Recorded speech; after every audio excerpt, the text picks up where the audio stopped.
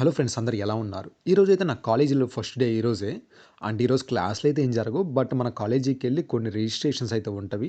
వాటిని మనం కంప్లీట్ జేసుకోవాలి. అంటే మన కోర్స్ ఏంటిది? మన టైమ్ టేబుల్, కరిక్యులమ్ ఇవన్నిటిని మనం ఫిక్స్ అయితే చేసుకోవాలి. ఇక్కడ మీరు చూసినట్టయితే అసలు ఎంతమందొచ్చారో చూడండి. మన ఇండియన్స్ అదేవిధంగా డిఫరెంట్ డిఫరెంట్ కంట్రీ నుంచి చాలామంది అయితే ఇక్కడికొచ్చారు. బట్ నాకైతే చాలా సంతోషం అనిపిచ్చింది.